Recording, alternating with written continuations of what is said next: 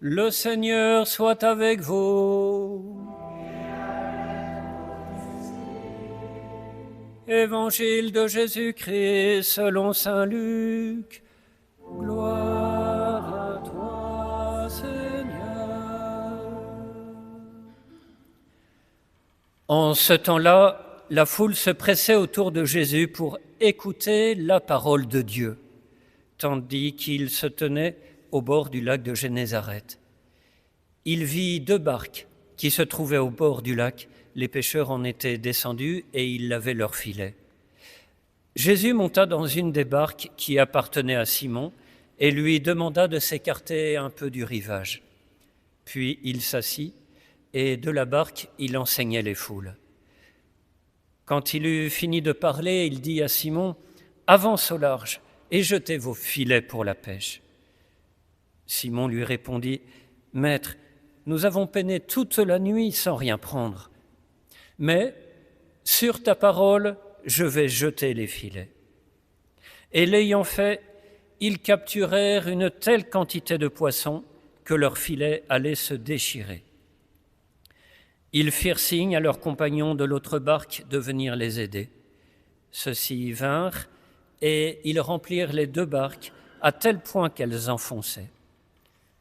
À cette vue, Simon-Pierre tomba aux genoux de Jésus en disant : « Éloigne de moi, Seigneur, parce que je suis un homme pécheur. »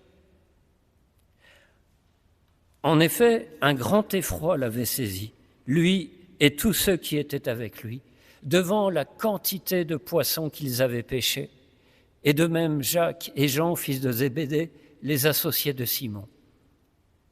Alors Jésus dit à Simon : « Sois sans crainte, désormais ce sont des hommes que tu prendras. » Alors ils ramenèrent les barques au rivage et laissant tout, ils le suivirent. Acclamons la parole de Dieu. Louange à toi, Seigneur Jésus.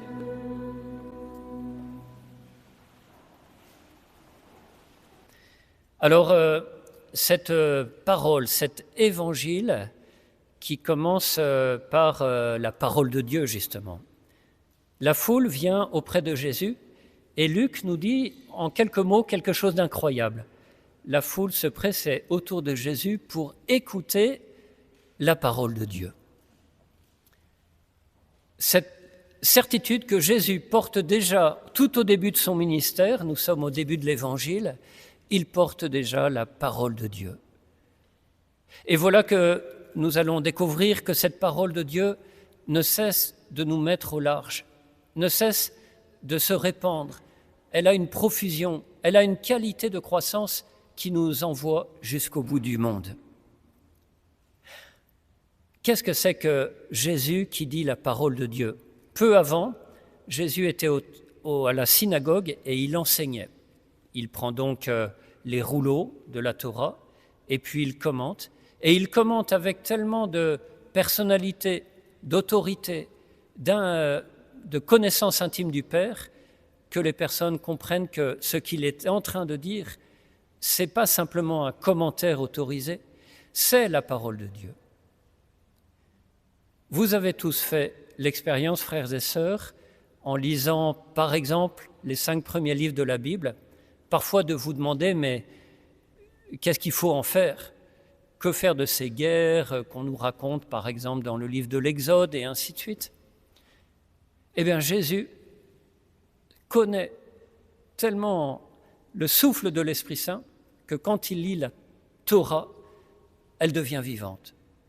La parole écrite de tous ces anciens qui devient parole vivante de Dieu. Et la foule vient l'écouter, tellement qu'il est obligé de se mettre à l'écart sur une barque pour les enseigner, pour pouvoir avoir plus de recul et pour pouvoir toucher davantage.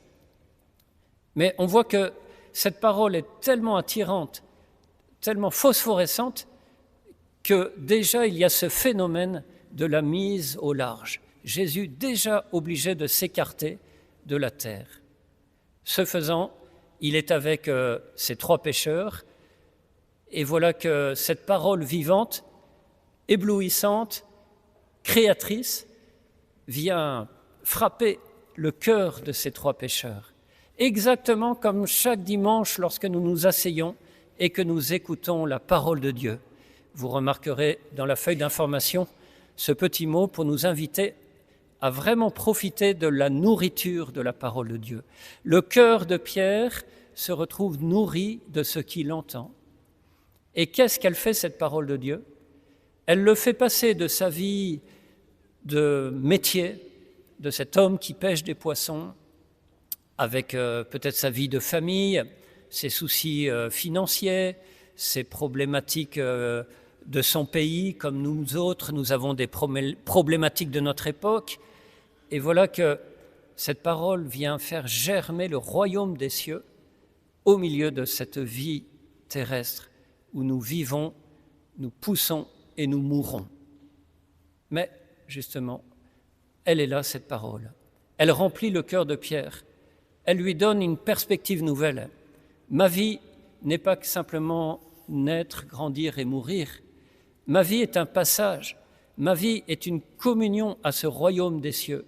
Ma vie, c'est au fond faire de ma personne une offrande à cette parole pour la porter autour de moi, faire croître le royaume dans le souffle de l'esprit et être ainsi assis à la droite et à la gauche du Christ dans son règne.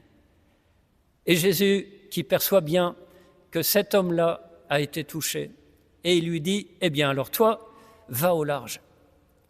Et donc il lui donne d'expérimenter cette pêche miraculeuse à travers cette parole encore, une parole créatrice, une parole annonciatrice, une parole qui vient faire dévoiler les secrets de tout ce qu'il y peut y avoir en dessous d'un océan, toute la connaissance, la profondeur de la vérité de notre existence. Et Pierre qui prend ses poissons et qui va effectivement, du coup, être convaincu, converti, et qui va devenir apôtre, et même le premier des apôtres du Christ, et qui va donc effectivement porter cette parole au large. Il y a une épreuve cependant, c'est qu'au moment où il s'aperçoit qu'il est devant cet homme qui porte la parole de Dieu à tel point d'opérer ce miracle, qu'il sent la divinité devant lui et qu'il entre dans cette belle crainte des enfants et enfants de Dieu qui prennent conscience que cette parole est autre qu'une parole humaine. C'est Dieu lui-même, c'est l'amour même, c'est la sainteté, la justice, la clarté, la lumière. Éloigne-toi de moi, Seigneur, je suis un homme pécheur. J'ai conscience que tout mon être vibre devant ton être. La crainte n'est pas une peur, une terreur, elle est un frémissement de conscience devant la personne divine. Et j'espère bien que nous arrivons à imaginer que cette parole nous prépare à rencontrer le Seigneur au terme de notre vie avec cette même qualité de dynamisme dans notre cœur. Quand nous serons vraiment dans la vision de Dieu, ce ne sera pas simplement une sorte de gentil passage dans un autre monde. Ce sera un cœur humain qui fait l'expérience de l'être divin qui l'invite de tout son être à entrer au large. Va au large, va jusqu'à moi, ton Seigneur, ton Créateur, ton Rédempteur. Et le cœur de Pierre phosphore, éloigne-toi de moi, je suis pécheur. Il n'y a que ta sainteté, il n'y a que ta miséricorde qui peut me sauver. Parole de Dieu en action, qui convertit, qui touche et qui vient faire que Pierre, après, lorsqu'il va aller porter la parole, sera totalement pétri de cette expérience. Autant que Paul qui rencontre le Christ et le Christ qui lui dit « Qui es-tu, toi qui me persécutes ?» Je te persécute, je suis pécheur, je suis pauvre devant toi, et pourtant tu fais de moi, par ta rencontre, par exemple dans cette Eucharistie, un nouvel être, nouveau. Et nous voici appelés, du coup, à recevoir dans chaque messe cette liturgie de la parole et d'en faire autre chose que simplement un moment à attendre, mais au contraire, un moment de conversion, un moment de rencontre avec Dieu qui nous change, qui nous permet d'accéder à cette Eucharistie et de pouvoir être nourris d'une vie nouvelle.